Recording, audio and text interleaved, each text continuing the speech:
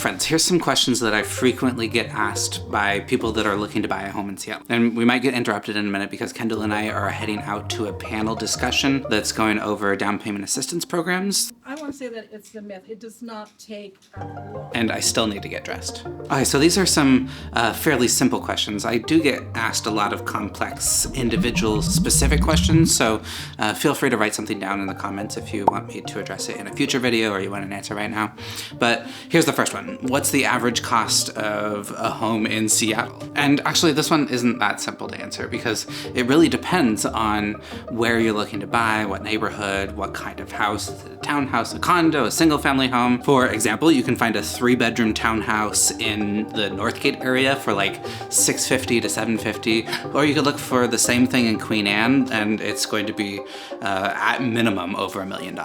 One thing that you should be aware of is that the cost of buying a home really fluctuates throughout the year. It's kind of this cycle where prices go up in the spring as there's a lot more demand, and then they come down in the winter, with the idea being that they don't go down as much as they go up, so that every year it becomes more and more expensive. Okay, question number 2. Where are the best neighborhoods to live in Seattle? Oh my, this is kind of a terrible question, and I see it get asked a whole lot on Reddit. There's no perfect neighborhood out there. Everyone has their own individual priorities. Queen Anne has nice views, good parks, good schools, beautiful houses, but it's very expensive. So if you head up north to Lake City, you're gonna find bigger lots, bigger houses, a more car-centric lifestyle. Kendall and I live in Shoreline, which is just north of Seattle. I find it to be the perfect balance of being close to the city, but also being a little bit quiet, neighborhoody. But then I talk to a lot of people who don't like Shoreline. They say it's too busy, or is not busy enough,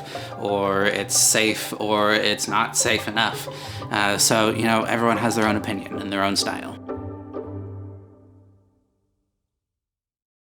I came here like 4 years ago, I think, when I bought a drone off of Craigslist. This is where I met the guy. So we're just like a mile or two from the place where we're going to go to the discussion panel. So I thought we'd stop in for a coffee and do a little business check-in together. Love check-in time. Here's another question. A lot of people ask how much they need to put down on a house. I think that it really depends on your finances and your risk tolerance and your goals. Yeah, so the minimum that you need to put down when you're purchasing a home is 3%. But a lot of people hear like, oh, you know, Dave Ramsey says it had to be 20%. I mean, I grew up thinking you had to put 20% down on a home.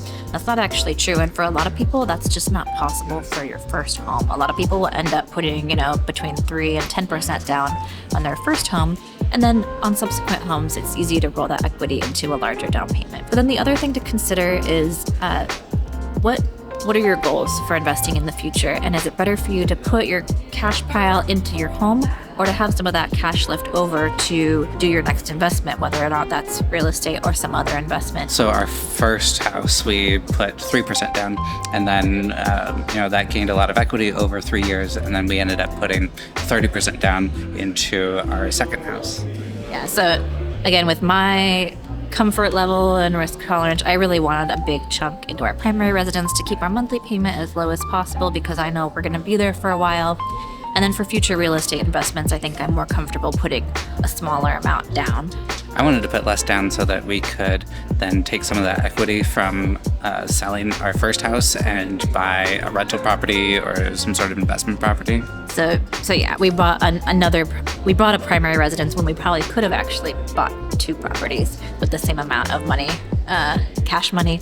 But in any case, how much money do you have? What do you want your monthly payment to be? And then what are your goals for the future? Is it better for you to hold on to that cash pile to invest in the future or to put it into the house that you're looking at buying now?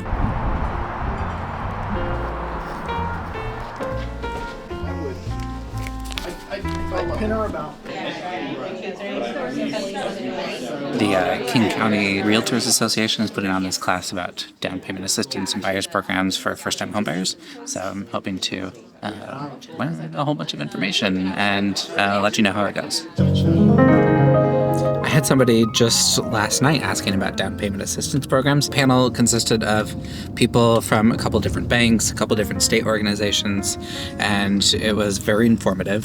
Some of my favorite programs were these situations where the bank will provide like 2% towards your down payment, and then you pay it back whenever you sell the house with no interest, no payments. So it's kind of nice, you can use the equity that you build as you own the place in order to pay back that down payment. There are also a couple different grant programs. They aren't huge, but could help if you need just a little bit extra to push you over the down payment hurdle. And then, of course, they provided some food. It was catered by a Filipino restaurant. Got some flan and some chicken adobo. It was very tasty. We're now off to pick up the Tesla, which has been in the auto body shop for almost a month now. I had somebody sideswipe me on the highway in the winter time. We had to wait 4 months for an appointment, and then it took a month to get it rebuilt. So it's been a long time coming, and we've been living with just one car for a while now, so it's gonna be nice to get that back. We just closed one of 2 houses for a client today. If you saw the Capitol Hill neighborhood tour, this is the same people that are selling the townhouse in Capitol Hill. We got a house under contract in North Seattle after that sold, and we're selling on the new house today, the old house tomorrow, and it was a lot of scheduling and finagling for it all to work out. And this is a really cool house. I'm going to show you around just really quick. We also just got these very cool A Home in Seattle keychains. This house came with a whole mess of keys, and it's nice to make it just a little prettier for people when I'm handing off their keys. You can see this is a very cool brick path, and then here's the house in the back, and it's very pretty here. I like this house a lot. They've recited it with this like corrugated metal, and then it's a really pretty yard. There's a nice little shed there, and then you come back here and it's just very private and very pretty.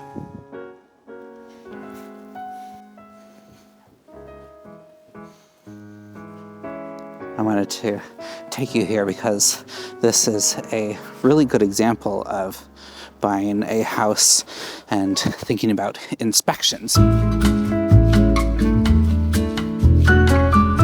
We were able to get this place in a very competitive market with us being the only offer because we just kind of jumped on it and looked at it the same day that it came on the market, submitted an offer really fast and waiving most of the contingencies. In a perfect world, everybody would be able to submit an offer with an inspection contingency and then have about a week after the offer is accepted to do all the due diligence that they can on the house by getting an inspection, coming back a couple times to look at the house, different times a day. Obviously that doesn't happen. We're in a competitive real estate market, and people are waiving contingencies and just doing everything that they can to get an offer accepted. What I usually do is hope that the seller does a pre-inspection before putting the house on the market, and then we can go over that paperwork together and make sure that everybody's comfortable with the condition of the house and how much it's going to cost over the next couple of years to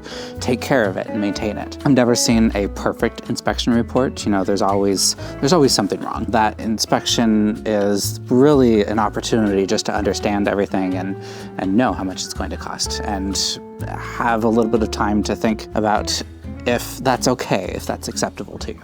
If you want to buy a house, you should be prepared to waive inspection contingencies and look at reports that other people have written. I'm mostly here just checking on the house and making sure that it's clean and all the garbage is gone, and dropping off a closing gift for when they get here. We're in this kick of getting a bunch of Trader Joe's goodies, a couple glasses for some celebratory champagne, and then just like a thank you card, and we have a restaurant gift certificate in there too. Just to show that we really appreciate our clients for trusting us and helping in the moving process. Okay, now I need to go to Capitol Hill and drop off the keys and congratulate them.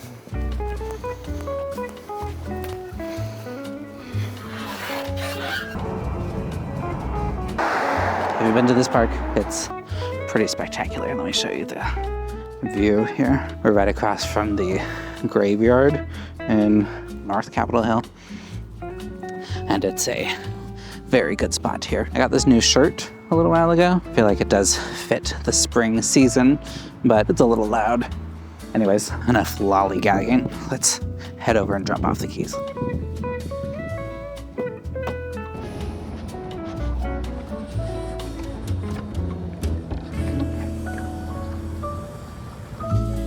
We filmed a episode of the podcast today, and now there's a very big mess, which I will have to clean up. But we're playing first. Hi.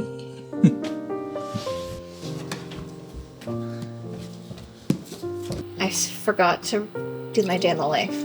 I missed podcast, playing outside, and dinner. We got an IKEA kitchen for Sealy, I don't know, maybe like 2 or 3 weeks ago. It's pretty dang cool. Very cool. Can I have some? Can I have some soup? We have like a little sink here. We took one of our old pots. The stovetop lights up. There's a little microwave. We got some cool fruit. Here's a tomato and an orange.